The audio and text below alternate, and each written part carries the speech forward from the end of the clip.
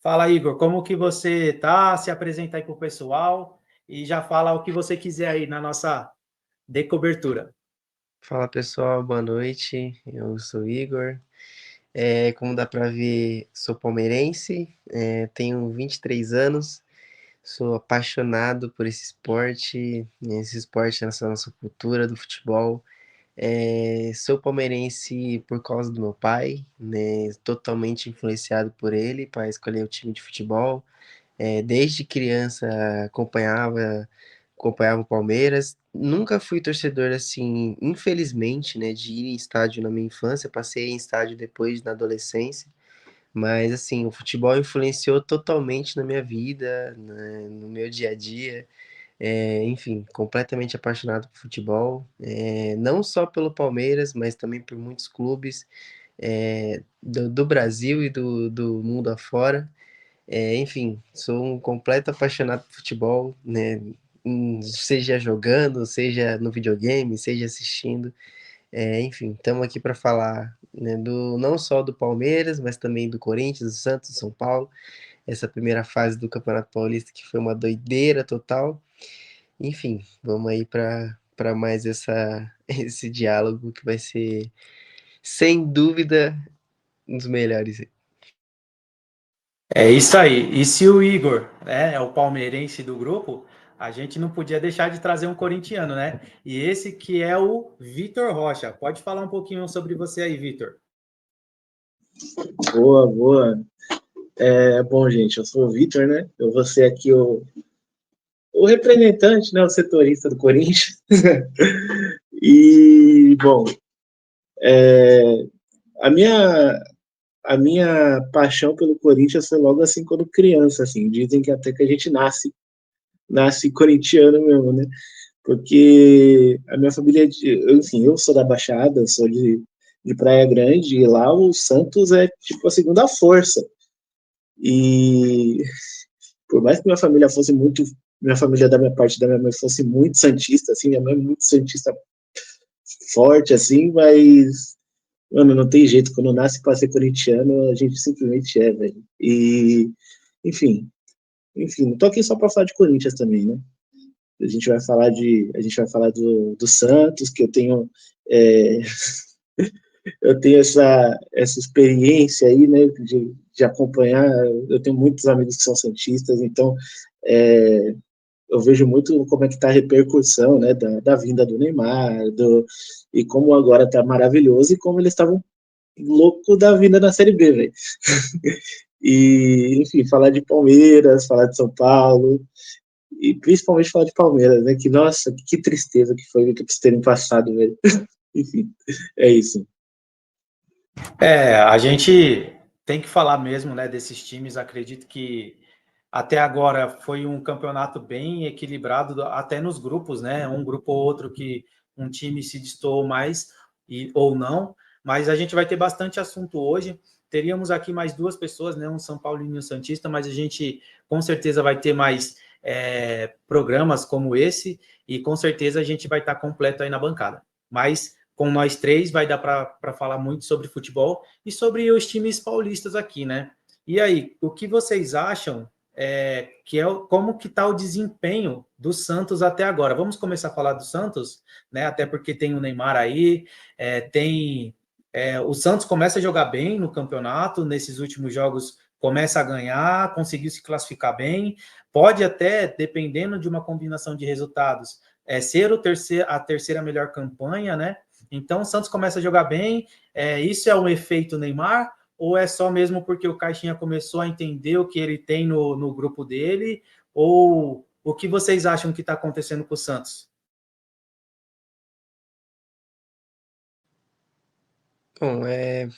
Everton, eu vou falar aqui um pouquinho, né, depois eu passo a bola para o Vitor. A gente falar assim do Santos, né, dá um contexto, né, o time que vem de uma Série B. A Série B é um ano complicado para todo time grande, né? É um ano que você passa sem verba, é um ano que a torcida fica, enfim, completamente um ano de tristeza, principalmente para o Santos, que foi a primeira experiência de rebaixamento. Muitos jogadores acabam saindo, o time fica com verba, pode até perder patrocinador, não disputa competições que vão dar dinheiro, como a Copa do Brasil. E esse ano, para o Santista, eu acho que começou de um jeito assim, meio. O que, que vai ser do Santos esse ano? Vamos tentar permanecer na Série A, pelo amor de Deus. E de repente, o presidente, numa sacada assim, ao meu ver, é, tirou da cartola, né, uma coisa que para muitos seria de forma até impossível de acontecer esse ano, talvez projetasse para o ano que vem, um ano de Copa do Mundo, mas trazer o Neymar, que era o como eles chamam, o príncipe da vila, eu diria que foi, me arrisco até a dizer que pode ser uma das melhores contratações que o Santos já possa ter feito nesse século, porque o time foi uma união, né? O Neymar precisava do Santos e o Santos precisava do Neymar. Então, e ele provou porque que ele tem esse status, né? Esse status de ser um cara de nível Europa, de nível Barcelona, de nível Paris Saint-Germain. Chegou no Brasil, ao meu ver, ainda não está na melhor forma física, tem muito ainda a melhorar, mas pelo pouco, né, que ele mostrou aqui, deu para ver que, sem dúvida nenhuma, ele tem muito a mostrar pra gente e a gente desfrutar, né, de um jogador desse nível. E você, Vitor, o que está achando do Santos aí, da vinda do Neymar? Fala um pouquinho aí sobre suas perspectivas com o time do Santos. Pô, eu acho que eu entendo um pouquinho o sentimento que o Santista tá tendo agora, porque, enfim, né, o Corinthians, quando saiu da Série B, também trouxe nada mais, nada menos que o Ronaldo, né?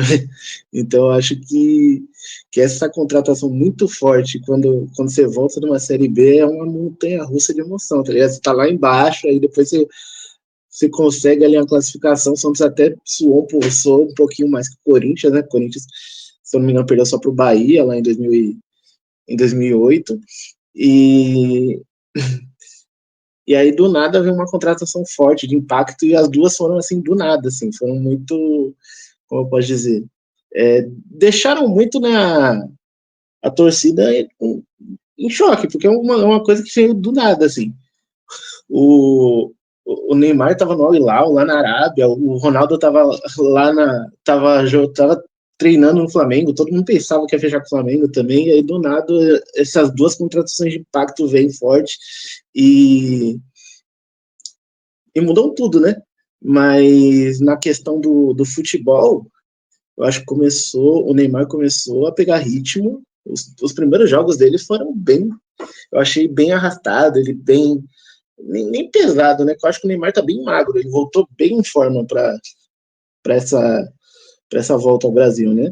Mas ele tava meio fora de ritmo, e agora, pô, agora esse último jogo ele botou no bolso. E tem a questão do Guilherme também, que é um bom jogador, vem levando o Santos antes até do Neymar chegar. E o Caixinha vai, querendo ou não, ele vai encontrar esse time aí. Mas mesmo assim, eu acho que o Santos ainda olha a zicada que eu vou dar. Eu ainda acho que o Santos é a quarta força. Bom, lógico que a gente vê que o efeito Neymar e Santos deu efeito, né, para o Santos, o efeito Neymar, muito visível isso. Como você, Vitor, falou muito bem, o Neymar ele ainda não chega num ritmo de jogo, até porque não estava jogando lá na Arábia, e muda o Santos, né? Mas você falou um nome que eu até ia comentar agora. O Santos, ó, eu vou pegar aqui as informações. O Santos terminou com 18 pontos, né? 5 vitórias, 3 empates e 4 derrotas. Teve 20 gols pró. E nesses 20 gols, o Guilherme ele fez 10. Então, qual que é a importância do Guilherme também para o Santos hoje? Né? Que até no começo do ano o Santos estava querendo negociá-lo para fazer caixa. Até quanto vai ser a importância do Guilherme juntamente do Neymar para essa temporada para o Santos e também para o Campeonato Paulista?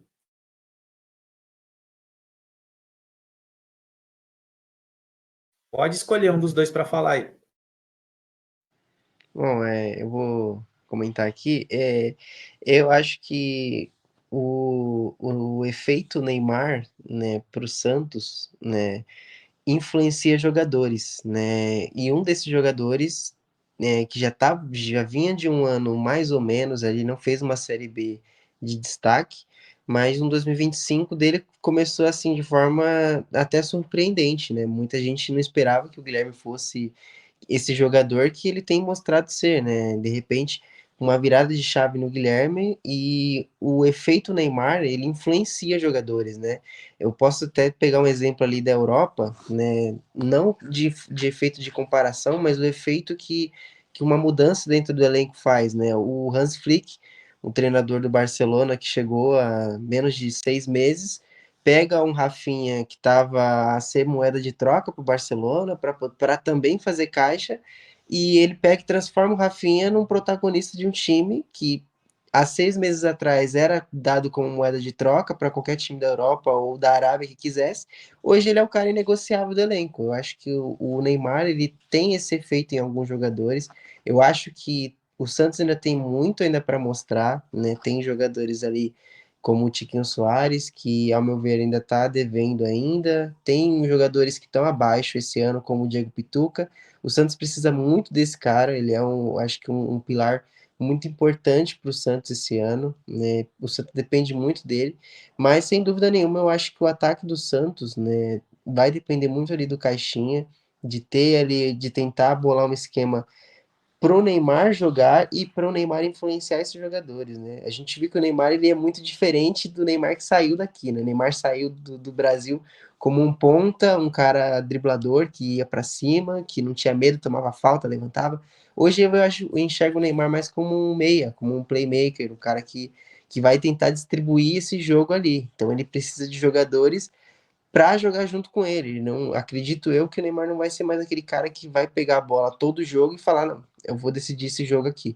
Até porque o nível do Paulistão é um, e eu acredito que no Campeonato Brasileiro ele vai ter uma dificuldade um pouco maior do que ele está tendo esse ano. Mas é bem isso mesmo que o Vitor comentou. Eu acho que o Santos, né, com a chegada do Neymar, deu aquele boom, assim como o Ronaldo com o Corinthians em 2009, né, influenciando até no título da Copa do Brasil. Eu acho que o Neymar ele veio para o Brasil para ganhar título, né? Ele não quer ser daqui se ganhar título, mas infelizmente para ele, infelizmente para nós rivais, é que o Santos não está mais no nível que estava quando ele saiu. Hoje o Santos pode-se dizer assim, entre aspas, né, está atrás dos outros e ele vai ter que correr muito se quiser sair daqui com título. Boa. Ô, Vitor, e agora você? O Santos vai ter o Neymar, né? Tem um contrato com o Neymar, 5 meses de contrato com o Neymar, né? Até quanto isso pode prejudicar a equipe santista, sem saber qual que vai ser o futuro do Neymar, que se cumprir esse contrato dele, vai só jogar até 23 partidas com o time do Santos. O que isso pode ser prejudicial para a equipe santista? Bom, eu acho que esse contrato, eu acho que o Santos ele vê com bons olhos a renovação desse contrato. Ele, se eu não me engano, ele acaba com o contrato dele com o Hilal, né? E vai sentar para negociar um contrato com o Santos. E eu acho que o Santos vê com bons olhos e eu acho que ele não se prepara para uma negativa do Neymar, por exemplo. Por exemplo, a gente vê aí times como o Palmeiras agora que abriu os caixas, o Flamengo que abriu os caixas, que teve sempre com o caixa aberto, inclusive, e com muito poder financeiro para convencer o Neymar, mas eu acho que para ele ser bem quisto e para ele continuar jogando um futebol ali sem ter muito estresse, sem ter muita cobrança também, né? Querendo ou não, a torcida do Palmeiras, a torcida do Flamengo, enfim, outra torcida não vai ter a paciência que a torcida do Santos tem com ele, por exemplo. Eu acho que o Santos ele vê com bons olhos essa renovação.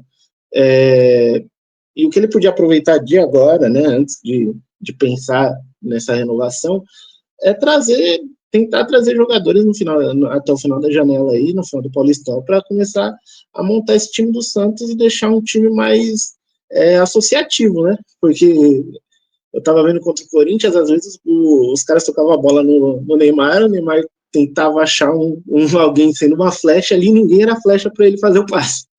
Então, eu creio que é pensar em utilizar a figura do Neymar para trazer dinheiro e para trazer jogador também. Exatamente. E a última do Santos aqui, para a gente já ir para o São Paulo, né? A última do Santos, você falou que a imagem do Neymar começa a trazer jogadores, né? A vontade de jogadores de jogar no Santos. E um dos que vieram, que estava até negociando com o Botafogo, foi o Benjamin Hohlheiser. Depois vocês me corrigem aí, que é difícil essa pronúncia. O que vocês acharam ou acham desses jogadores que olham para o Neymar e querem vir jogar no Santos agora?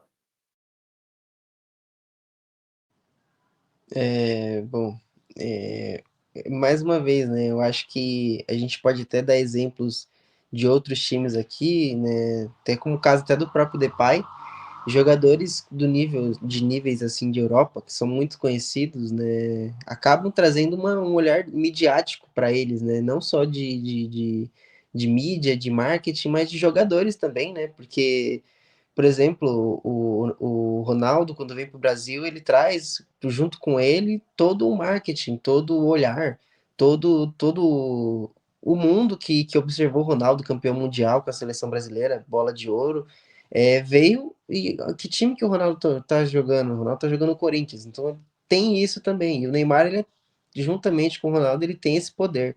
Eu acho que, por exemplo, o Santos tentar contratações de jogadores que jogam no Brasil, que tem um olhar, né, mais clínico para o Neymar, é vantajoso para todo mundo, vantajoso para o Santos, é vantajoso para o Neymar. Eu acho que o Santos tem muito setor ali, ao meu ver, que precisa de reforço, não só o ataque, mas principalmente ali na zona defensiva. Eu acho que é uma parte do Santos ainda que está muito defasada, né, de um time que não pode se expor muito, né, que é um time rápido, mas é um time que se expõe muito. Eu acho que tem setores ali a melhorar, mas como o Everton falou, acho que tem jogadores que olham para o Neymar dessa forma, né? E o Santos pode sim se beneficiar. Por exemplo, do Zé Rafael, né? Que disse que tinha vontade sim Primeiro ele negou o Santos, né? Depois o Santos trouxe o Neymar, a conversa já muda. Ah, a gente pode de repente ver um contrato aqui, outro ali. A mesma coisa foi o Rony de primeira também negou o Santos. O Santos trouxe o Neymar. Ah, a gente pode ver, a gente pode negociar, porque ele tem esse poder, e o Santos pode sim se aproveitar disso. Na verdade, o Santos deve se aproveitar disso, porque é um contrato de 6 meses, então a gente sabe que ele provavelmente pode ser renovado, mas o Santos tem sim que se aproveitar dessa forma, né? É uma maneira do clube se beneficiar e do próprio atleta, né? O Neymar precisa de jogadores para jogar com ele. O Neymar ele tem essa necessidade. Exatamente. Vitor, quer falar alguma coisa? Sim, eu queria só complementar mesmo o que o Igor falou e que realmente se o Santista estiver esperando que o Neymar vá correr nesse meio campo aí, esquece. Tem que trazer umas peças ali para fazer uma ligação ali um meio de ligação ali, um MC, né? Igual como a gente se acostumou a falar depois do FIFA, né? Um volante ali que seja mais físico e mas também tenha saída de bola e um ponta fora o Guilherme, que é o que falta também, né? Falta um pouquinho dessa profundidade, né? E eu acho que com a chegada do Neymar, ele tende a potencializar também caras como o Tiquinho Soares, que é um finalizador muito eficiente, mas estava meio que em baixa, começou meio fraco, né?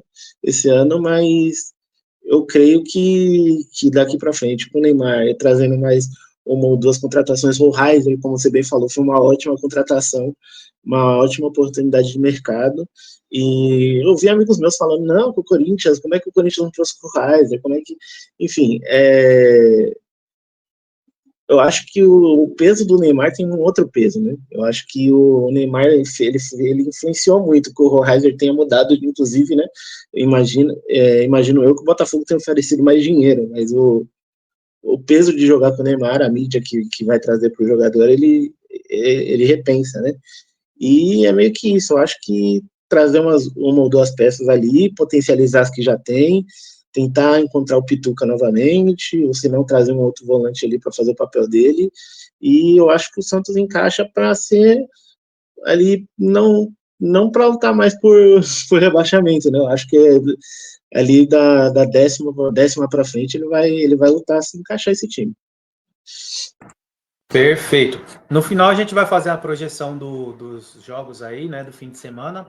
Só lembrando, o Santos vai jogar contra o Red Bull Bragantino no dia 2/3, domingo, às 8h45 na Vila Belmiro. E agora, né, vamos falar do tricolor paulista aí também, que um palmeirense e um corintiano vai comentar, mas totalmente imparcial, né? Vamos falar bem aí do time do São Paulo, ou falar mal também, aqui tá liberado tudo. Vamos ver como que o time do São Paulo tá, né? E mais uma coisa, peraí, deixa eu só ver aqui um negocinho, eu acho que o Samuel vai conseguir participar aqui também. Samuel, tá ouvindo? Opa, Opa, o Samuel chegou um pouquinho atrasado, mas está aí. É o São Paulino do grupo e a gente vai começar a falar do São Paulo nesse momento, né? Então, o São Paulo acabou derrapando um pouquinho nessas últimas rodadas, mas ontem, né? Ontem teve uma boa vitória contra um dos melhores times do campeonato, que foi o São Bernardo, né? Até com um placar que me surpreendeu, né? E o que falar aí do São Paulo, Samuca? Pode se apresentar aí para o pessoal e fala um pouquinho já do São Paulo aí para gente. opa, boa noite a todos aí. Sou o Samuca, né? O Igor já conhece. O corintiano que está na live ainda é a primeira vez aí. Satisfação participar com vocês.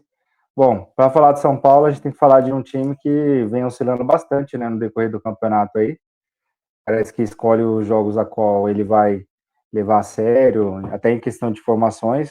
A gente não tem uma formação ainda fixa, pré-definida, muito por conta das escolhas da comissão técnica e da diretoria.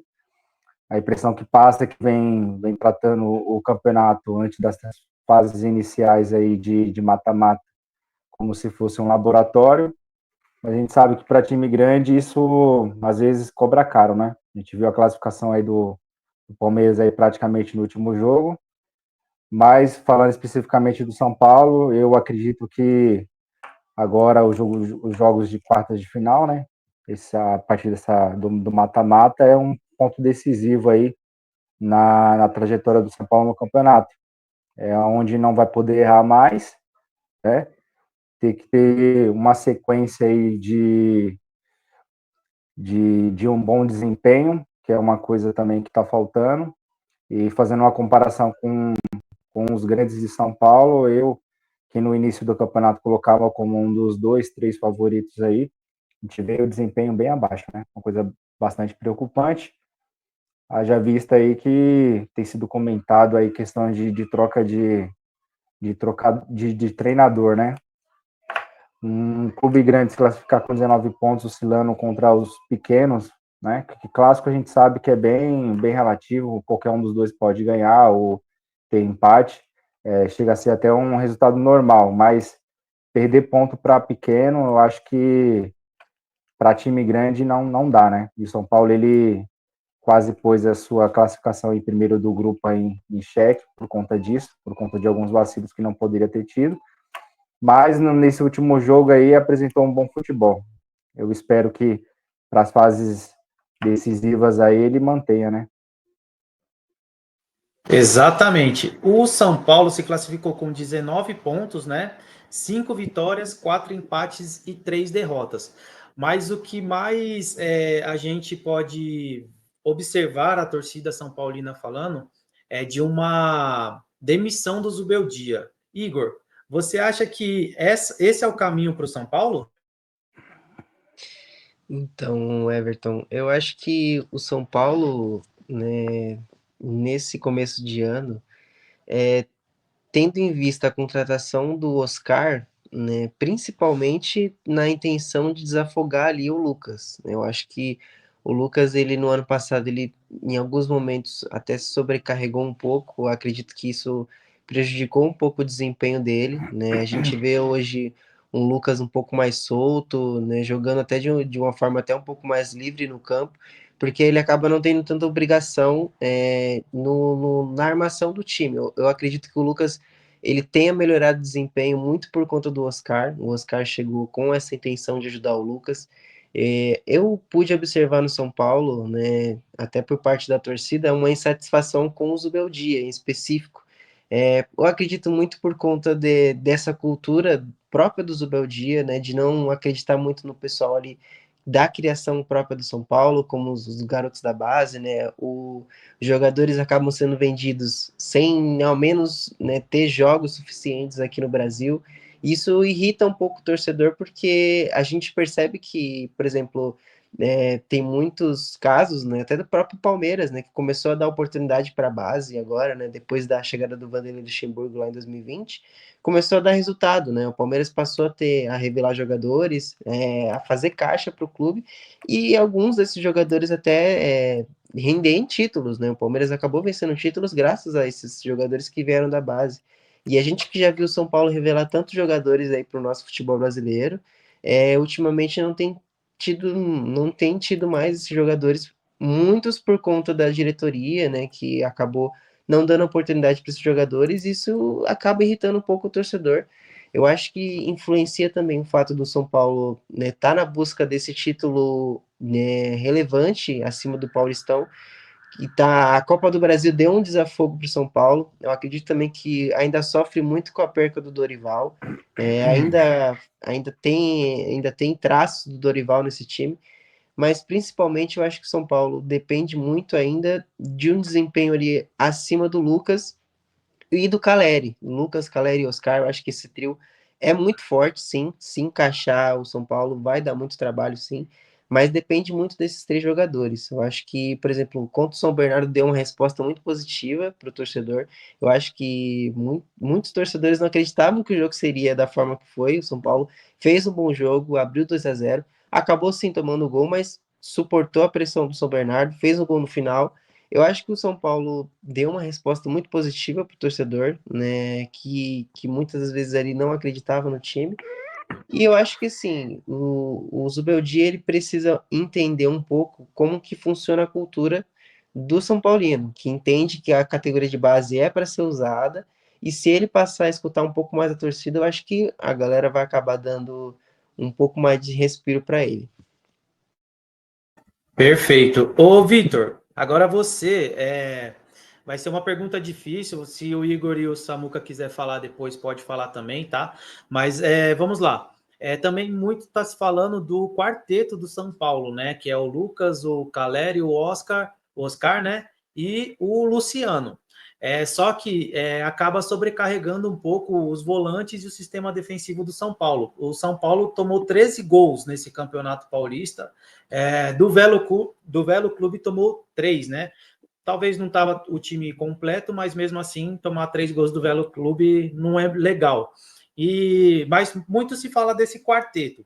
Você acha que o São Paulo tem que insistir nesse quarteto, ou você acha que o Zubeldia tem que deixar um time mais equilibrado e colocando essas peças pouco a pouco, depende do jogo? O que você acha aí, Vitor? Bom, esse quarteto aí ele é interessante, mas eu acho que para que aconteça os quatro juntos é muito difícil de acontecer. Porque o Lucas ele corre, eu acho que ele ajuda um pouco ainda na marcação, porém o Luciano e o Oscar eles tendem a ser jogadores que ajudam bem menos na marcação. E eu acho que, assim, pesando esses quatro nomes do quarteto, eu acho que, na minha opinião, quem deve sair para que entre um jogador mais forte, um jogador mais fisicamente preparado, seja o Luciano. Porque ele que eu não vejo ele nem como um atacante como é o Caleri, nem como um meia, e também não acho que ele seja um ponta, porque tecnicamente um ponta teria que voltar para marcar também. E tendo em vista isso, eu acho que ele tem que olhar para a base, que acabou de ganhar uma copinha aí, né? Infelizmente. Acabou de ganhar uma copinha aí e eu acho que é complicado, é difícil. Então eu acho que tem que começar a utilizar essa base aí, senão para render fisicamente esse time, para ter esse equilíbrio, vai ser muito complicado. Alguém mais quer falar sobre o quarteto ou posso passar o assunto?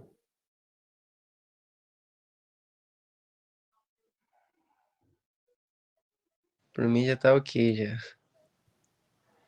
O Samuel quer falar? Pode falar. Então, em questão do quarteto, dá para ser usado sim, só que em algumas partidas, né? Não como uma escalação fixa, né? Até porque como os pontos que o nosso amigo corintiano acabou abordando, de fato é o que transparência, né? Sobrecarrega muito a parte defensiva, por isso que eu acredito que não seja a melhor e a escalação ideal, né? A ser mantida aí no decorrer do campeonato. Haja vista que o time tem oscilado bastante, como você próprio mencionou, em questão de tomar muitos gols e no decorrer dos anos anteriores, a questão de defesa sempre foi um marco importante, né? Na, nas escalações do São Paulo. Sempre, dificilmente a gente tomava muitos gols e nesse início de temporada tem acontecido bastante. Muito por conta de escalações alternativas, né? E principalmente quando tem esse quarteto aí, se não tá num dia bom, que o jogo encaixe, cada um entendendo o papel que tem que fazer e dar ajuda defensiva, né? Então, acaba sobrecarregando esses jogadores de criação, que é o Lucas e o Oscar. E o Luciano é um segundo atacante, né? De fato, ele não chega nem a ser esse centroavante, como já foi mencionado aí. Então, nessa formação do quarteto, ele fica um pouco deslocado, sim. Por isso que eu acredito que não seja a escalação que vai ser mantida aí no decorrer dos próximos jogos decisivos aí. Perfeito. E agora só uma. Você quer Fazer falar, Igor? um questionamento aqui rapidinho. Será Pode falar. que o fato do o Caleri, a torcida tem muita paciência com ele, não seria o ideal montar uma escalação, fazer um teste sem um centroavante? Porque o Luciano ano passado ele foi o artilheiro do São Paulo no ano, né? De repente, uma escalação sem o Caleri talvez traz mais mobilidade para o time, de repente. Ó, essa pergunta eu ia fazer, praticamente ia fazer uma mesma pergunta para vocês, só que é o seguinte: o Caleri ele já não vem bem, né? Desde o ano passado, acaba enfrentando algumas dificuldades por lesão, não está conseguindo ser aquele homem-gol que o São Paulo precisa, né? E o André Silva, ele está entrando e está correspondendo. Ele já tem 5 gols no campeonato e é um jogador que interessante, que quando entra, geralmente deixa o seu golzinho ali. O São Paulo ainda tem o Rian Francisco, que veio da base. Será que não é hora do São Paulo dar um descanso para o Caleri e ter uma segunda oportunidade, ou o André Silva, ali o Rian Francisco correndo por fora?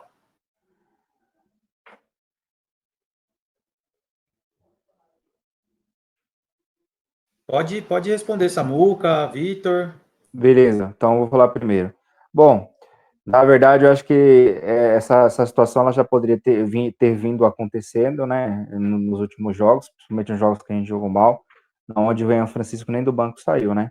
Eu que tive a oportunidade de acompanhar ele bem próximo, assim, na questão da base aí, a gente viu que é um atleta que, apesar de ser muito jovem, ele não sentiu na sua adaptação, seja ao jogo ou ao elenco profissional, né? Tanto é que as pouquíssimas oportunidades que ele teve, que se não me engano foram apenas 2, na primeira ele já guardou o gol, agora na segunda ele também jogou poucos minutos, mas não jogou mal, e o André Silva, de fato, quando ele vem entrando, seja no decorrer do jogo ou como titular, ele vem dando uma maior mobilidade, né? O Caleri, no ano passado, após os jogos decisivos de Libertadores e Copa do Brasil, onde teve as eliminações, de fato, ele caiu, né? Ficou bem abaixo, isso ao decorrer do Brasileirão, e nesse início de ano ainda vem se mantendo. Uma ou 2 partidas ele se destacou, né? Mas em questão do gol, de fato, ele vem deixando bem a desejar. Por isso que eu acho e sou a favor dessa troca, né? Mesmo que seja momentânea aí de alguns jogos, até para que ele se recupere fisicamente, tecnicamente, e, enfim. E o Rian Francisco ele vem pedindo passagem, assim como o André Silva, né? Então, a gente tem esses 2 jogadores aí no banco que vivem num momento melhor do que o titular. Mas aí cabe à comissão técnica, que tem sido teimosa, né, insistindo em algumas tomadas de decisões, e isso agora pode pesar contra ele, né? Vitor? Eu sinto que o Zubeldia ele tem um carinho muito grande pelo Caleri também, até pelo fato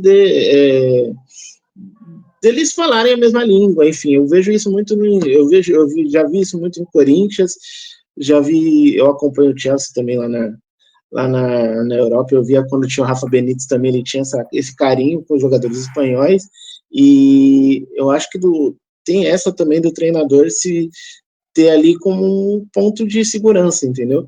Mas, de fato, você mexer num vespeiro para tirar o Caleri, para tirar o Luciano é bem difícil, mas eu acho que a torcida já está meio que vendo isso, eu acho que torna uma decisão mais fácil a ser tomada também. Igor?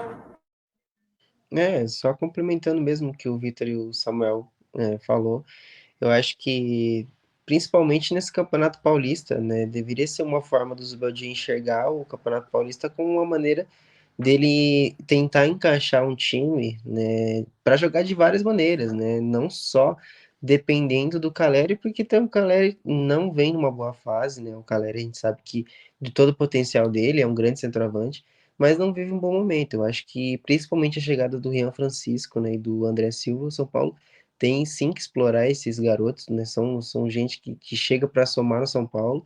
E assim, tirando vou te falar do Rian Francisco, é um garoto que a gente não sabe onde pode chegar. Então, quanto mais derem a oportunidade para ele, eu acho que ele tem muito sim a desenvolver no futebol brasileiro.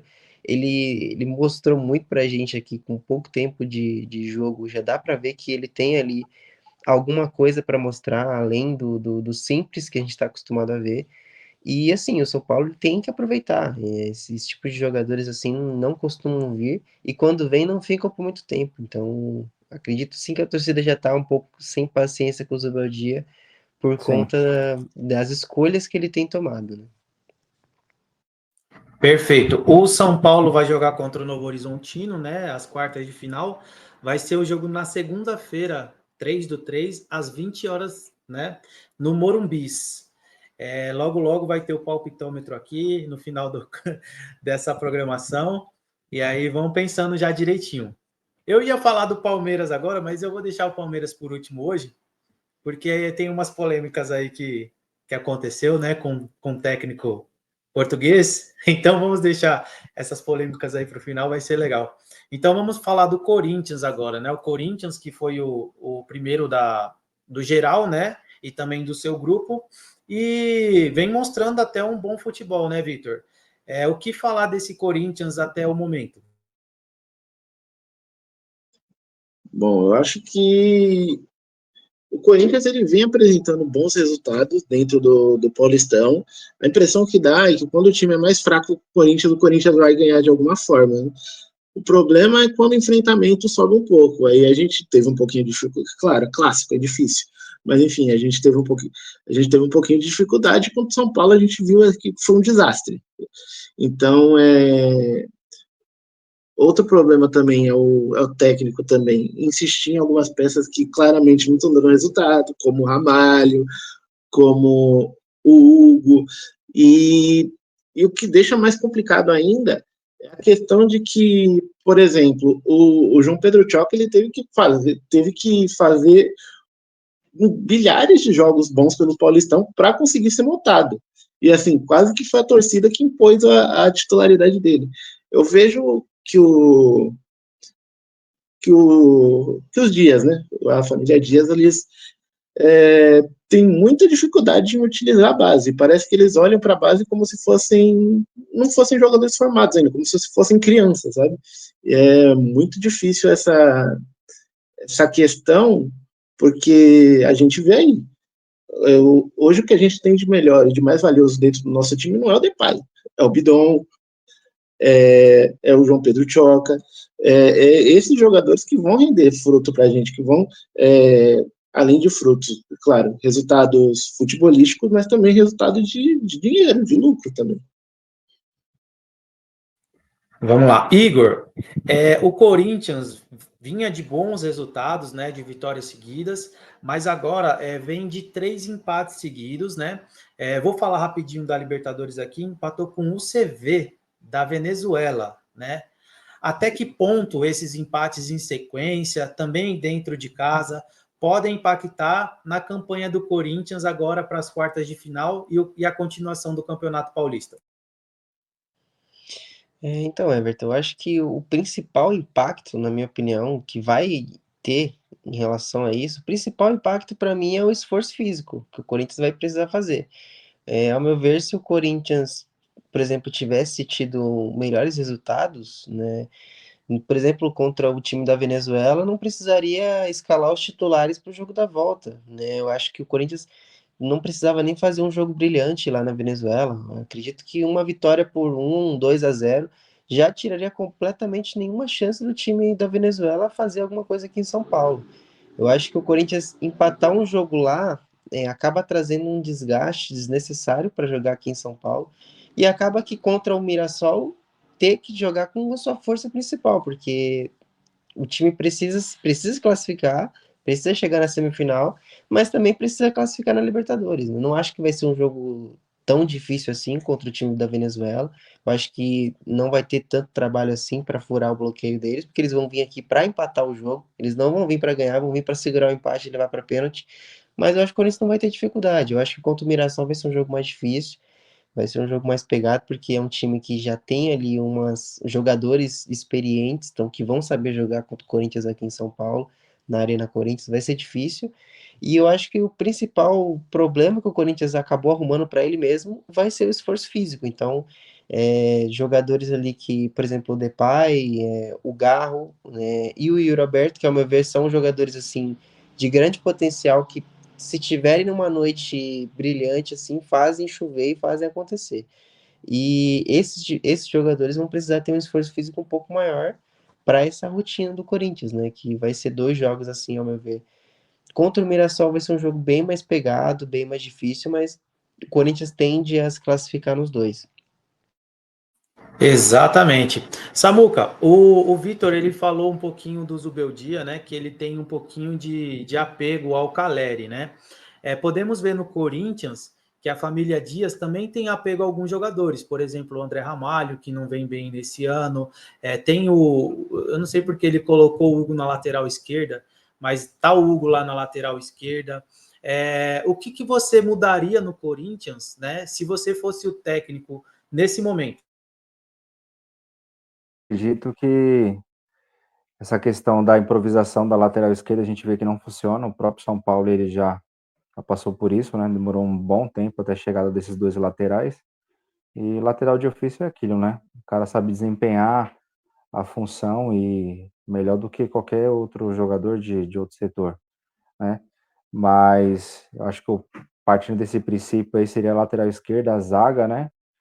E, enfim, e olhar para os meninos da base. Eu acho que a dupla de ataque foi muito bem, foi até destaque, né? O lateral esquerdo também, lateral esquerdo, lateral direito. Eu acho que principalmente no Paulistão são jogos que te oferecem essas oportunidades de você dar minutagem para esses jovens jogadores e aí você achar pérolas que possam ser que não sintam, né? A titularidade, se encaixem, como o Corinthians já teve sorte de achar alguns jogadores assim, o próprio Moscardo foi exemplo disso, né? E por que não apostar nesse sub-17 aí que mostrou que tem alguns jovens valores que apresentam um bom futebol também. E só complementando aí, é como o Igor mencionou, né? A questão do Mirassol são jogadores experientes, apesar de serem refugos, né, de outros grandes times aí, mas é a oportunidade da vida deles de apresentarem um bom jogo, se mostrarem para tentar cavar uma vaguinha em um time de Série A, Série B, né, que esteja disputando alguma coisa. Mas eu acredito que a comissão do Corinthians ela poderia fazer essas mudanças aí, rejuvenescer, né, tirar alguns jogadores que estão em baixas, mesmo que lá para a semifinal ou no jogo de volta aí pudessem voltar com esses jogadores, mas a gente está vendo que não está funcionando, né? Por incrível que pareça, dos grandes aí, o Corinthians, no meu modo de ver, é o time que aparenta estar num estágio um pouco mais avançado em questão de entrosamento, né? Terminou bem o ano passado, e se fizesse essas alterações, eu acredito que daria muito trabalho para os seus adversários. Ó, Vitão, agora você é o Fabinho Soldado. O Corinthians, na Série A, é o único time que ainda não contratou. Quem ou em quais posições você reforçaria a equipe do Corinthians? Bom, vamos lá. Bom, pelo jeito vai chegar esse lateral esquerdo aí, né? O que o pessoal tá dizendo aí, que vai chegar o Angileri, que é um jogador muito interessante, esse River, Getafe, jogador rodado, faz lateral esquerda, faz zagueiro, é muito importante também, né? Porque a gente precisa de um lateral que seja completo, né? A gente tem o Hugo que só defende e o Bidu que só ataca. A gente precisa de um que faça as duas coisas minimamente bem. E eu acho que chegando o Angileri é uma boa aquisição e inevitavelmente vai precisar de um zagueiro. Eu acho que o João Pedro Tchoc, ele deu um resultado, ele chegou marcando o território e jogando simples, não precisa sair jogando bonitinho, pá, ele é um zagueiro. Diferente do Ramalho, que, por exemplo, é um cara que tem melhor passe, melhor trato com a bola, só que marcando ele é muito frouxo. E eu acho que vai precisar de um zagueiro para fazer essa dupla com o João Pedro Tchoca. Eu adoraria que fosse Veríssimo, mas impossível. E também o volante, eu acho que precisa muito de um volante, ainda mais que agora o Ranieri se machucou, o Martinez ele vem jogando melhor naquela ponta direita ali do triângulo, dando as suas arrancadas e tal, e eu acho que vai precisar de um volante ali, e eu traria um nome que eu acho que divide opiniões, mas eu traria o William Arão para essa posição, tá? O Ilharão tá meio sumido, né? Mas quem sabe. Igor, essa dupla de zaga que jogou do Corinthians, né? Que ela vem sendo muito criticada pela torcida e pela imprensa também, né? Que é o Félix Torres e o Kaká. Ainda tem jeito? Então, Everton, eu acho que a família Dias, né, tem ali jogadores de preferência. A gente já conseguiu observar isso, que tem ali a sua preferência. Eu acho que talvez fosse o caso dele tentar explorar o que cada jogador ele tem de melhor. Ao meu ver, ele tem ainda em dúvida de qual seria o time ideal do Corinthians. Ao meu ver, o time do Corinthians que mais funcionou, né, foi aquele 4-2-1-2 com o losango ali. Mas, ao meu ver, ele está em dúvida, porque tem jogo do Corinthians que ele joga com 3 zagueiros e ele procura com 3 zagueiros explorar mais ali o lado positivo do Bidon, que é um cara que tem ali uma parte ofensiva, ajuda muito o Corinthians na parte ofensiva do lado esquerdo, e assim, quando ele utiliza o Félix Torres, por exemplo, o Félix Torres, ele chega no Corinthians com a expectativa de ser ali o titular, o dono da posição, o cara que deixou a Arboleda no banco na seleção, mas ele acaba decepcionando, a meu ver, não tem tanta paciência com o zagueiro quanto se tem com o atacante, né? Porque o zagueiro ele tá ali para defender, então qualquer erro dele já gera ou pode gerar um gol ou algo assim. Então a paciência com o zagueiro ela é muito menor. Então assim, ele não chegou bem, acredito que chegou até sentiu muito o peso do futebol brasileiro para ele. E sobre o Kaká, eu acho que ao meu ver não entregou o que tinha para entregar até o momento. Talvez até seja o caso de emprestar ele. É um garoto novo, né? Pode ter sim potencial. Eu acho que o Corinthians, assim como o Vitor falou, precisa de um zagueiro ali para jogar. Eu acho que o Tchoca chegou para tomar a posição. É um garoto prodígio, né? Tem ali, óbvio, pontos a melhorar, mas eu acho que o Corinthians chegou na final da Copinha, né, não chegou à toa. Eu acho que tem jogadores ali que podem sim ser observados, e também tem jogadores rivais. Eu acho que o Corinthians pode sim dar uma observada nesse Campeonato Paulista. Sempre surge jogadores de potencial, jogadores que têm serviços a mostrar, né? Tem vários casos aí. Eu acho que o último que a gente mais conhece é o Tietê, que veio do futebol paulista, e enfim, tem muitos outros. Eu acho que o Corinthians tem sim pontos a melhorar, e eu acho que o Félix Torres e o Kaká não são a zaga ideal do Corinthians esse ano. Eu, pelo menos particularmente, eu prefiro até que o Corinthians jogue com 3 zagueiros, né? Eu acho que é uma forma até de utilizar a maneira do ataque e a melhor defesa, né? O Corinthians hoje depende muito mais do Hugo, né, nos seus jogos do que da sua defesa. A gente vê o Hugo saindo como melhor em campo, fazendo defesas muito difíceis, Muito mais do que ele fazia no ano passado. O Hugo esse ano foi muito mais exigido do que no ano passado, muito por conta da defesa do Corinthians que não se encaixou. Mais alguma coisa para falar, Vitor? Bom, o Igor estava falando aí, eu estava só anotando aqui. Eu acho que também é uma questão de. O Igor falou da variação tática, né? Que puxar para três zagueiros, mas pelo que eu vi na mídia nessa última semana, e também como aconteceu no jogo com o Guarani, a ideia da família Dias ali é que eles façam encaixem uma forma, né, de colocar os três atacantes, porque ali vem o Thales Magno jogando muito, pedindo passagem, né, aí fica, aí eles estão buscando uma maneira de encaixar Yuri Alberto, Memphis e Thales Magno, porque, novamente, assim como no São Paulo, é muito difícil.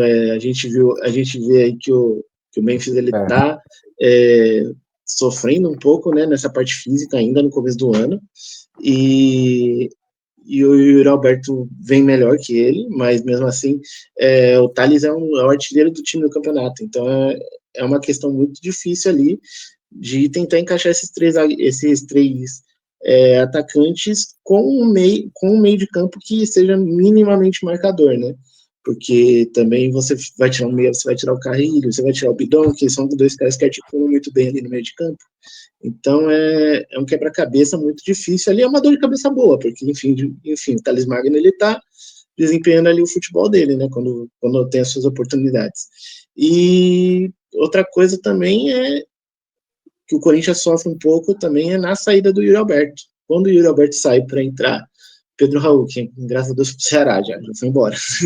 E o Hector, o Hector Hernandes, eu não sei o que achar dele, porque ele não aparece no jogo, ele não tem uma chance para chutar no gol. A impressão que dá é que pra falar mal dele, você fica meio assim, porque ele não toca tanto na bola. Ele parece um cara ali que tá só assistindo o jogo mesmo. Ele não faz a movimentação do facão, igual o Yuri faz muito bem. E é muito difícil. Eu acho que também uma posição para se olhar seja essa posição de centroavante aí para uma reserva do Yuri Alberto, que, na minha visão, eu acho que vai ser convocado para a seleção nas próximas convocações. E novamente, você me fez a pergunta se eu fosse Fabio Soldado. Eu acho que eu iria atrás do atacante do Guarani, o João Marcelo, que fez, se eu não me engano, foram 4 ou 5 gols no Campeonato Paulista, que fez um gol, inclusive, no Corinthians, e foi um cara que deu muito trabalho. Pelo que eu vi, é um cara que joga muito bem, é um centroavante de movimentação, se precisar fazer um pivô, sabe fazer também. Eu acho que tem que olhar também essas peças, né? Essas peças do Paulistão. Hoje eu vi um meme que o Hector Hernandes é o Pedro Raul que fala espanhol. Espero que não, né? Mas vamos lá. Rapidinho, para terminar assunto Corinthians, mas eu não podia deixar de comentar com vocês aqui. Coisa rápida, com o Samuca, com o Vitor e com o Igor. Hoje teve um evento na Kings League lá do Neymar, que agora é presidente da Fúria, né? Tudo ok. E no jogo que teve do Corinthians e Santos, o MC Rariel fez alguns gestos para o Neymar, né? E hoje ele meio que provocou em tom de brincadeira ali, mas você sabe que isso pode levar para o campo. Ele falou as seguintes palavras: torce para não ter Corinthians e Santos no Paulista. Até quanto isso pode influenciar os jogadores do Corinthians e do Santos se tiver uma eventual final ou semifinal? Pode escolher aí quem vai falar rapidinho para a gente ir para o Palmeiras. Eu acho que o Neymar ali, ele no momento óbvio de descontração, né? A gente sabe que o Neymar e o Memphis são amigos, mas é aquela provocação gostosa, né? Tipo assim, são dois amigos ali que um obviamente quer ganhar do outro para zoar o outro depois. Então, mas assim, eu acho que inflama, né? Você vê que o Neymar ele é o líder técnico do Santos, o Memphis é um dos líderes técnicos do Corinthians. São jogadores que se você vê que o cara tá pilhado, o time todo vai junto com o cara. Então, eu acho que o Neymar, ele tem, assim, né, essa vontade de chegar e ganhar um clássico, né, que ele ainda não conseguiu, e ele sentiu muito o jogo com o Corinthians, né, eu acho que foi o clássico que ele menos conseguiu jogar, né, jogou ali, pegou pouco na bola, não conseguiu jogar, e óbvio a torcida pegou no pé, então acho que fica um pouco do gostinho do Neymar ali de querer dar uma resposta da derrota que foi que ele sofreu na arena. Até porque não é um time ainda pronto, né? Apesar da chegada do Neymar, o que dá um diferencial ao time, ainda não é um time minimamente pronto, por isso que eu acho que vão ser jogos pontuais aí que esse time ele vai se destacar, como foi o clássico contra o São Paulo, né? Eu acho que um ponto fora da curva aí. Mas o cara sozinho ele não vai definir todos os jogos, né? Pode ser sim um, um tempero especial aí, né, para esse confronto, caso aconteça, mas eu ainda vejo o Corinthians num estágio um pouco melhor em questão de entrosamento de time, né? O Santos ainda vem buscando a sua melhor formação e uma sequência de bons resultados aí a partir da chegada do Neymar. Vitor? Bom, até no clássico, né? Deu para ver que o Memphis e o Neymar eles estavam muito assim, muito afim de tirar uma com a cara do outro, e é um negócio assim que eu acho que é uma rivalidade saudável até, né? Embora embora eu imagine, né, que nem todo mundo no Santos, nem todo mundo no Corinthians é o Neymar e o Memphis, então a rivalidade vem o que os preparadores físicos, os treinadores puderem de usar de munição para botar fogo num clássico, assim, num eventual mata-mata, eles vão utilizar e é isso, né?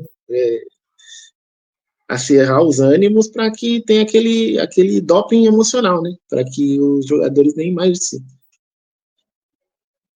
Eu lembro muito daquele. Não é aqui paulista, mas vamos lá. Real Madrid, pode esperar. Tomara que seja assim.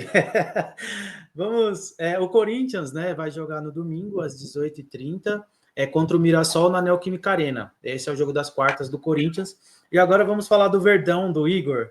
Verdão, que por pouco não se classifica, mas teve um pouquinho de sorte, mas também competência de ganhar seu jogo.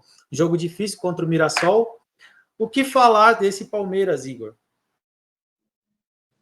Bom, vamos lá.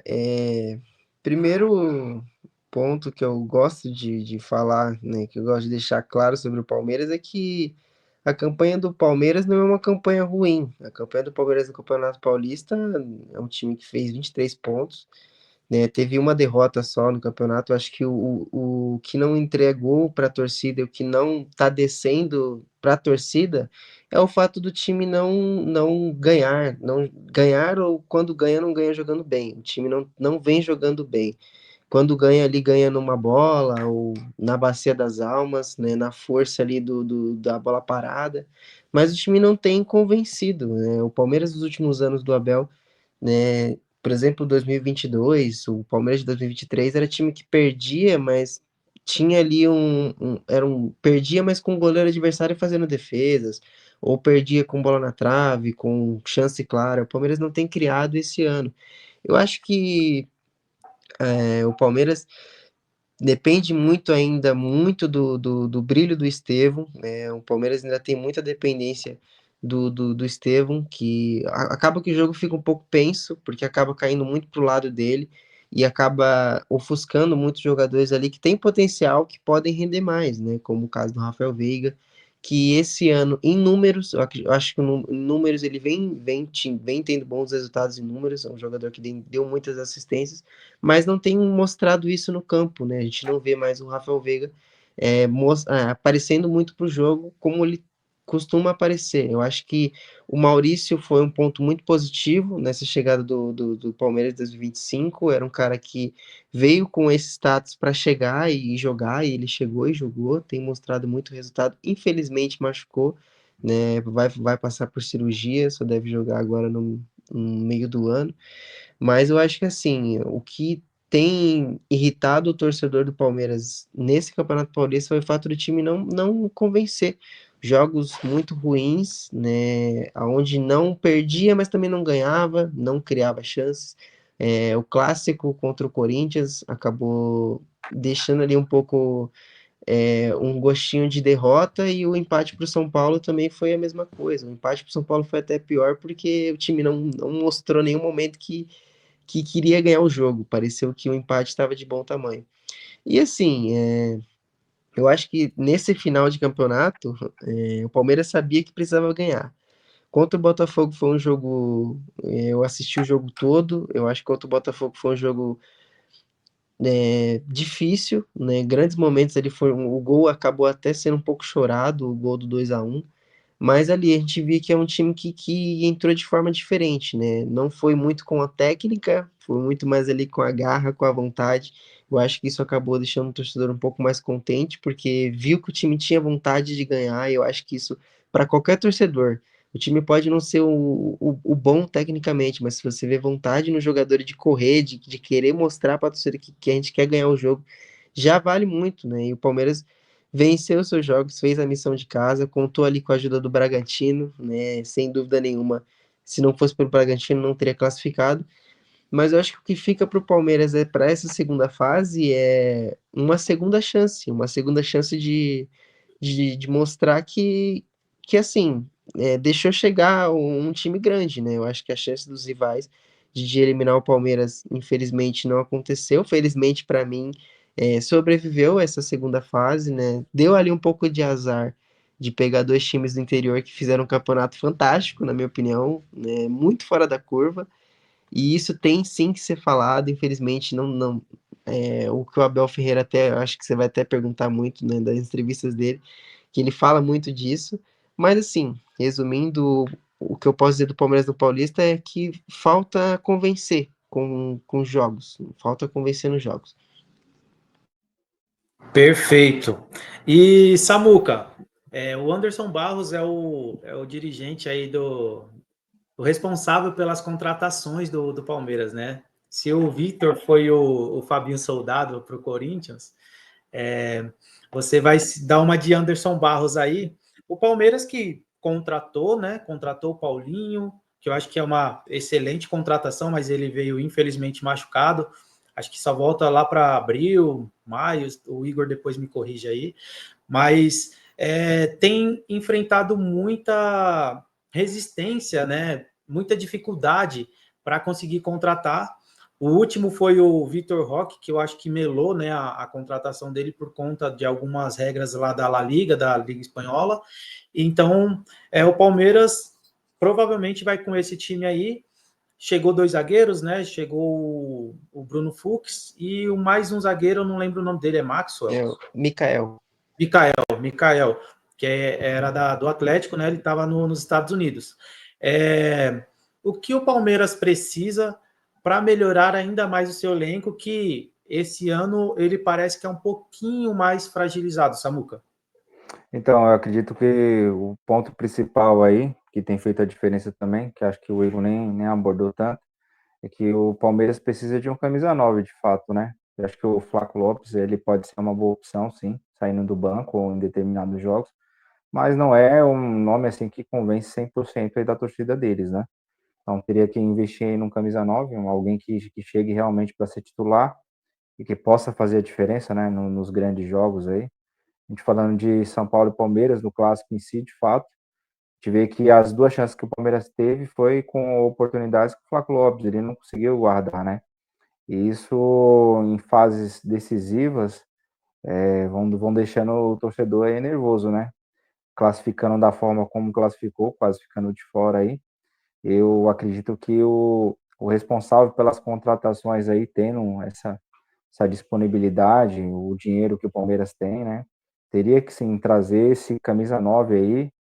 Eu ainda acho que essa variação na lateral direita aí precisaria vir um lateral direito. Eu acho que os dois aí que são titulares da posição, né? Mesmo no revezamento, o Mike e o outro lateral, acho que já deveria ter vindo uma reposição e um dos dois aí ser emprestado ou ter seu vínculo terminado, né? Acho que precisa de renovações em alguns setores aí. E a questão do Vitor Roque foi, acredito que melou por conta dessas regras, né? Que ele teria que ser reemprestado e com obrigação de compra aí já a partir de, acho que maio, junho, né? Um prazo bem curto aí, até para uma readaptação, às vezes nem saber se o cara vai dar certo ou não, já que é um grande destaque, né? A gente já viu ele jogando aqui no Brasil, sabe do potencial, mas uma vez que o negócio não deu certo, já deveria ter sido anunciado um nome, né? Até para dar uma satisfação para a torcida aí. O Vitor Roque, rapidinho, parece que ele teria que voltar para o Barça, né? Sim, Só que a janela de transferência lá da Espanha está fechada, então não ia ter como fazer esse trâmite dele voltar para o Barça para poder vir para o Palmeiras. Eu acredito que foi mais ou menos isso. Pode ser que tenha uma reviravolta ainda, mas por enquanto ele não vem. Vitor, você foi bem como Fabinho Soldado, então eu vou repetir a pergunta do Samuca para você. O que o Palmeiras precisa aí para conseguir reforçar o elenco, né? Tendo em vista que teve dificuldades. O Abel usou o Paulista para fazer alguns testes, mas teve dificuldades. É um novo campeonato a partir das quartas, mas o que você faria se você fosse o Anderson Barros? Bom, eu acho que, assim, inevitavelmente, como o Samuel bem comentou, vai precisar de um centroavante. E não é de hoje que precisa de um centroavante. Se eu não me engano, tem umas 2 temporadas que o centroavante vem sendo o Rony, enfim. Eu não me lembro qual foi o último centroavante que jogou bem, assim, camisa 9 clássico, né, que jogou bem Luiz Adriano. no Foi o último. Luiz, bom jogador, tá? Bom jogador. Saiu bem do time ele. Mas, enfim, o último camisa 9 foi o Luiz Adriano, e faz muito, muito, muito tempo. O cara acho que tá até aposentado hoje já. E eles vêm vivendo de Rony, de Flaco Lopes, enfim. E, inclusive, o Flaco Lopes é uma aspa forte, mas eu acho que é o pior gestual do futebol, cara. Esse cara parece qualquer coisa, menos jogador de futebol, cara. Enfim, voltando, eu acho que eu contrataria um centroavante, não sendo o Vitor Roque. Eu tentaria procurar um outro, sei lá, o Arthur Cabral, algo do tipo, algo desse tipo, ou, sei lá, fosse olhar lá para o futebol argentino também, que tem bons centroavantes, o Solari, por exemplo, que está no River Plate, que, enfim, né, querendo ou não, ser o Fabinho Soldado e ser o Barros é totalmente diferente, né, o Palmeiras ele tem esse aporte para conseguir essas contratações mais fortes, né, tanto que fechou com o Paulinho, quase fechou com o Vitor Roque, tentou o Claudinho, quase fechou com o Claudinho também, que seria uma contratação de grande impacto, né, e inclusive na posição do Claudinho também vai precisar, porque, enfim, Maurício se machucou, acho que vai precisar de um meia ali também, para ajudar o Veiga ali naquela articulação do jogo, e de um volante mais pegador. Eu não vejo isso tanto no Richard Rios, por exemplo. Eu vejo o Richard Rios jogando mais como um segundo volante, um segundo homem de meio de campo. E eu acho que é isso. Eu acho que vai precisar também vai precisar de um volante, vai precisar de um centroavante e um meia. Zagueiro eu acho que não precisa, porque trouxe 2 zagueiros para a posição do Vitor Reis, que foi uma perda muito grande também. Foi uma desmontada no elenco complicada. Mas fora isso, eu acho que esses 3 reforços pontuais dá para seguir o ano com tranquilidade. Querendo ou não, o elenco do Palmeiras é bom. Ele não é um elenco fraco, né? E o futebol jogado, né, do Palmeiras, que eu não falei. Eu acho que desde o ano passado, o Abel, que é um cara que sempre se destacou por um futebol muito competitivo, um futebol muito lutado até pela última bola lá, do coração quente, cabeça fria, coração quente, etc. Vem jogando muito parecido com o que, olha essa aspa, com o que o Antônio Oliveira jogava, que era jogava a bola no Wesley e ver o que ele faz. O Abel Ferreira tá igualzinho, joga a bola lá no Estevão e vê o que ele acontece. E eu acho que também vai precisar disso, vai precisar desses meias para poder jogar com o Estevão, poder jogar com o Rafael Veiga, porque ano passado contratou pouco e eu acho que esse ano pesou, né? Então precisa abrir um pouquinho esse cofre aí. O Estevão que fica só até o Super Mundial, né? Então já é mais uma baixa grande, enorme para o Palmeiras, que vai ter que se reforçar aí. Talvez não consiga agora, porque a janela fecha dia 28, né? Mas para o meio do ano vai ter que se reforçar. Igor não, vou fazer uma pergunta aqui rapidinho para vocês três, a gente já está acabando aqui. Uma pergunta para vocês três impactante. Se vocês pudessem contratar um centroavante para o seu time, São Paulo, Corinthians e Palmeiras, e você tivesse a opção, lógico que tem um que está no Corinthians, tá? Mas tivesse a opção, Flaco Lopes, Héctor Hernandes e Pedro Raul, quem Meu seria? Deus, De Deus, cara. eu não contrataria. Assim, eu vou sair em defesa aqui do meu atacante, em comparação aos outros, eu acho que ele foi o que mais mostrou, né, no futebol brasileiro. Mas assim, cara, é muito difícil falar desse. O Flávio Lopes é muito difícil. Eu ficar falando do Flávio Lopes aqui, eu vou chorar. É muito complicado. É muito difícil falar do Flávio Lopes. E se eu fosse o Anderson Barros, você não me perguntou, mas eu iria embora. Se eu fosse ele, eu ia embora. A vida E não tá fácil, você? não. Você, Samuel? Ah, cara, é uma briga boa, viu? Mas dos três aí, acho que eu optaria pelo Flaco Lopes, né? Dos três aí, pelo menos, um jogo ou outro, o cara acaba guardando um golzinho, né? Apesar de perder muitas oportunidades aí. Mas acho que uma reposição viável aí seria o Verratti do Vasco. Acho que um cara que faz gol pra caramba aí. Excelente nome, é isso que eu ia falar. Esse aí não tem como falar, né? Excelente nome. E Esse é o você, cara Vitor? que seria titular.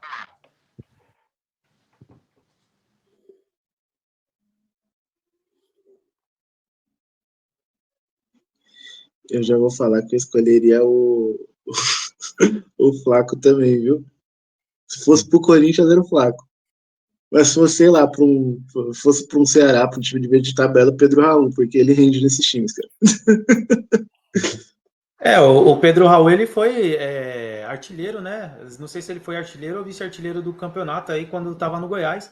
Tem potencial, rapaz, só não em time grande, né? E agora falando um pouco do português, né? O português, ele teve alguns comentários aí, né? O Abel Ferreira, gosto muito do trabalho dele, é o melhor técnico do Brasil hoje, né? Não, não vou falar diferente, mas ele tem umas falas polêmicas, né? E as polêmicas dele, juntamente do gramado sintético, gramado natural, aí já falou que o Palmeiras estava com uma campanha boa, que podia ser desclassificado com uma das melhores campanhas. E nesse último jogo ele também citou novamente, né, essa questão do Campeonato Paulista.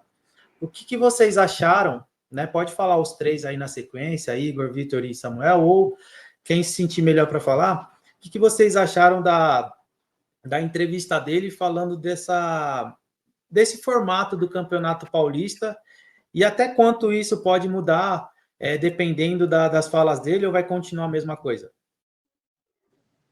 Eu vou falar aqui primeiro.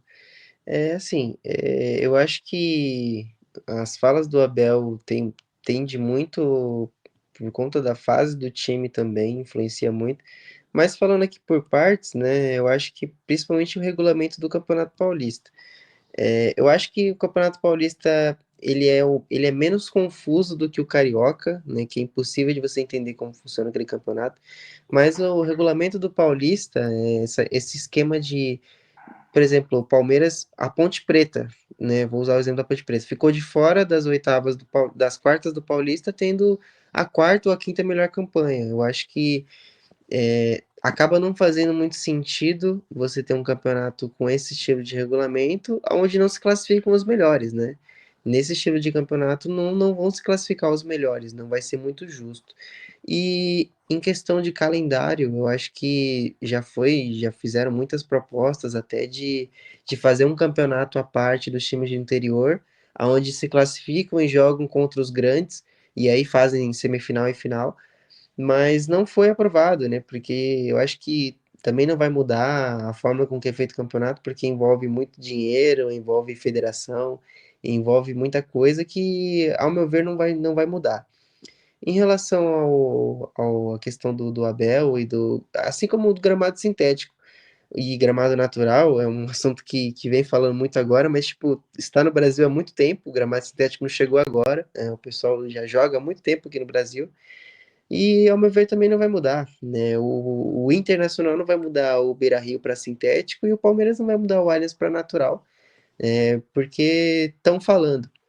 Eu acho que é válido os jogadores passarem a se posicionar, porque são eles que estão jogando, eles que sentem, que vão sentir essa diferença. O Palmeiras, né, acredito eu que o Palmeiras e o Atlético Paranaense são ali os mais conhecidos que tem, o Atlético Mineiro também.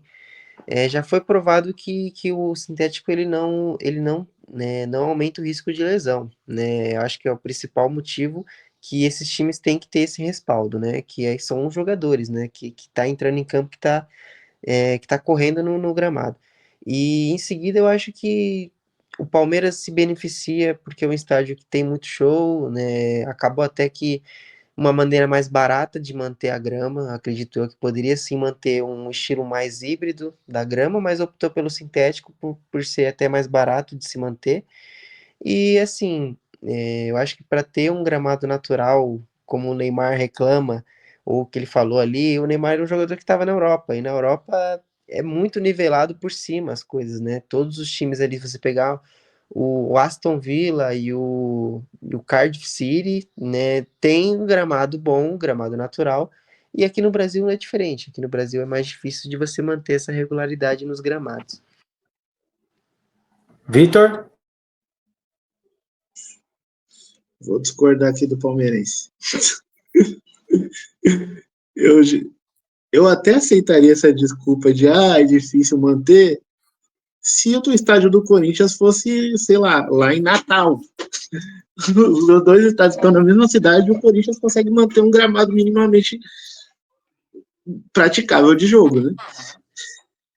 E, e também tem a questão que o Igor levantou, que realmente ela não aumenta o índice de lesões. Mas o que acontece é que no gramado sintético acontece mais lesão de ligamento, que deixa, querendo ou não, os atletas mais tempo fora de campo. E fora que é uma decisão assim, não é uma decisão do Palmeiras, né? É uma decisão da W Torre, que é uma questão que o Palmeiras tem também, né? Dele não ser o próprio dono do estádio, né? Ele jogar lá quando não tem shows, né? E claro que eu não posso falar de estádio também, né? O nosso estádio vale uma milha, enfim. Mas enfim, é um estádio que primeiro vem o futebol e depois vem os eventos, né? Que a gente tem menos eventos, claro, mas primeiramente vem o futebol. E eu acho que dentro desse contrato que o Palmeiras tem com a W Torre, primeiramente deveria vir o lado do Palmeiras e depois vir o lado da W Torre, mas enfim. E a outra questão é o português, né? Vamos falar do português.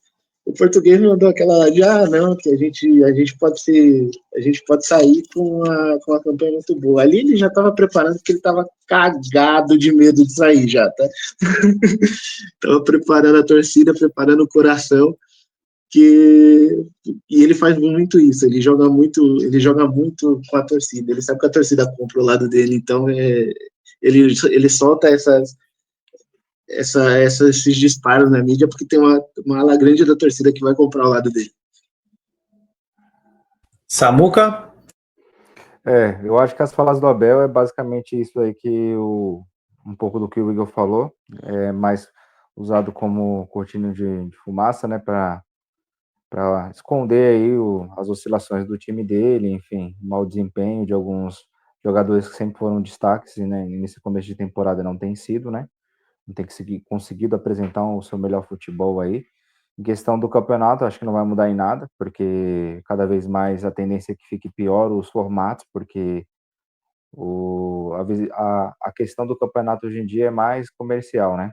Você vê que essa questão de ter um campeonato à parte com os times do interior não vai rolar, porque esses próprios times aí têm vendido seus jogos, né? Então, são jogos aí que eles garantem uma receita que possivelmente eles não vão ter aí no decorrer do ano todinho. Times aí que estão disputando a Série C, Série D, né? De um brasileiro ou até mesmo de competições inferiores. Então, essa questão de financeira é a que manda no campeonato atualmente, né? E eu acho que foi mais isso, para jogar para a torcida mesmo, tirar o foco de algumas coisas, né? Enfim, até porque eu não tinha dúvida de que o Palmeiras iria se classificar, apesar de não querer, né? Torcer pelo contrário, mas eu tinha certeza que de alguma forma o Abel iria influenciar para que o time dele não ficasse fora, né? Porque iria ser feio, né? E apesar dele ter reclamado do formato, se o formato do campeonato fosse minimamente justo, eles teriam ficado fora, né? E a Ponte Preta ela teria ficado no campeonato, né? Se fosse num outro eventual modelo aí da competição. Mas o formato que ele tanto reclama foi o formato que acabou beneficiando ele, né? A questão do gramado sintético, eu particularmente também não gosto. A gente tem aí um destaque da base que está fora, né? O Hugo, né? Cotado até para estar entre os titulares ali. No jogo da Copinha, ele acabou se lesionando, né? Tendo uma lesão ali de ligamento no joelho no primeiro tempo, né? Da final contra o Corinthians. Então a gente observa que para alguns pontos é bom, né? Questão de shows, outros eventos e tudo, mas para a prática do futebol em si, eu acredito que quando ocorrem as lesões, apesar de não serem tão frequentes, quando ocorrem são lesões que tiram os jogadores por muito tempo, né? Somente os jovens jogadores que têm esse tipo de lesão aí, influencia até numa venda futura aí. Às vezes o cara não consegue nem recuperar o bom futebol, né? E é fadado a ter novas lesões, enfim. Mas é como o Igor falou, o gramado sintético ele está aí já há muito tempo. O Atlético Paranaense ele é precursor nisso, né? Acho que foi o primeiro clube aí de Série A que implementou isso daí. Só que o sintético do Pacaembu e do Allianz aí já tem modelos diferentes, né? Aí cabe a eles aí tentar adaptar para que esse índice diminui. Mas, no meu ponto de vista, isso não vai acontecer, né? Para o Palmeiras em si, é satisfatório. Os jogadores já estão adaptados, é o tipo de gramado que favorece o estilo de jogo do Abel, apesar de esse ano ainda não estar aí da forma como ele gostaria, né? Mas eu acredito que nenhum desses chororô aí vai resultar em mudança positiva para nenhuma das partes, não. Perfeito, exatamente. Concordo com vocês três. Tanto é que só falando de lesão rapidinho, a gente já está terminando, tá, pessoal? Só falando de lesão rapidinho, o Hugo, né, o jogador que o Samuca falou da base do São Paulo, se machucou no Pacaembu, no sintético, né?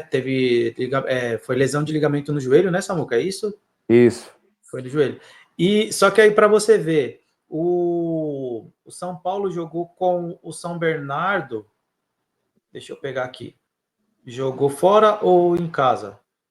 Jogou lá no 1º de maio, que é grama natural. E o Pablo Maia teve lesão de ligamento no tornozelo. Então, assim, não é uma regra que o gramado sintético vai ter essas lesões, porque o gramado natural também pode ter. Mas eu também sou mais a favor do gramado natural, ou se for um gramado sintético que seja das melhores gerações, né? Mas esse assunto eu acho que ainda vai percorrer muito aí pelas mídias, pelos debates de TV, ou daqui a pouco todo mundo vai esquecer e vai acabar. Então vamos lá, né? Finalizando aqui com o Palmeiras. O Palmeiras é o único time dos grandes que não vai jogar em casa, né? Sob seus domínios, vai jogar também no 1º de maio contra o São Bernardo, no sábado, às 20h30. Então vamos para o palpitômetro agora. Vamos deixar tá uma ordem aqui para mim, eu não sei se está igual para vocês, está o Igor, o Vitor e o Samuel. Eu vou falar o jogo e vocês falam o resultado só, tá bom? Igor, Corinthians e Mirassol no domingo. Quanto que vai ser?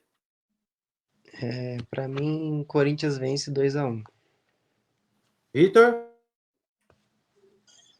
Acompanha o relator, 2-1. Samuca?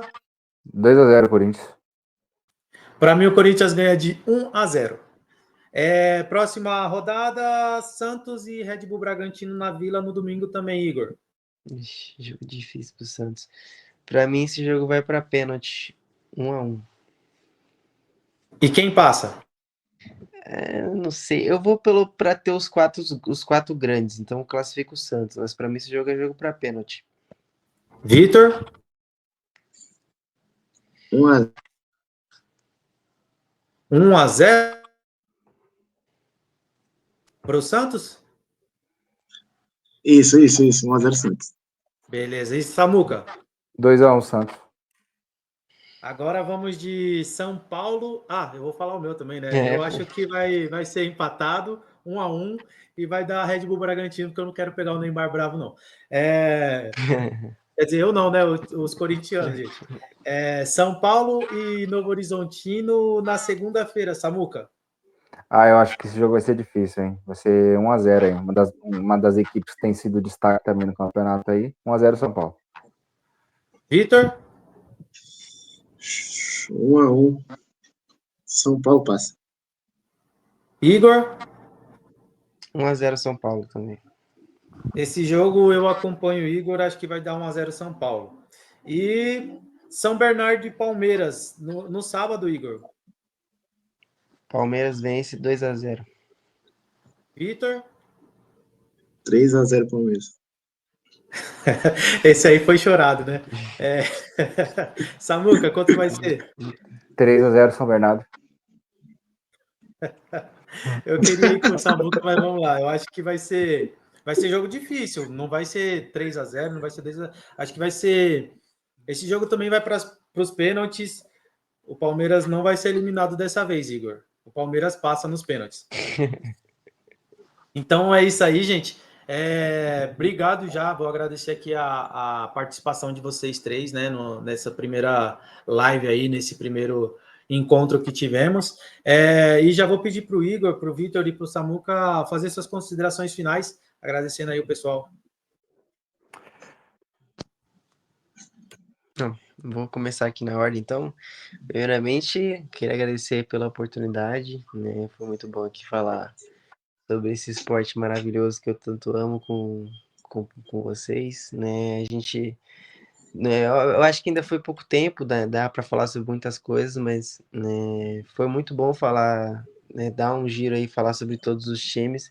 Eu acho que tem muito a crescer, falando agora do canal, acho que tem muito a crescer, né? A gente está aqui, acho que é só um começo de algo muito grande, né? E aqui, eu acho que todo mundo aqui tem potencial, todo mundo aqui tem ideias muito boas. O Vitor sempre um palhaço, né? Falando um monte de merda.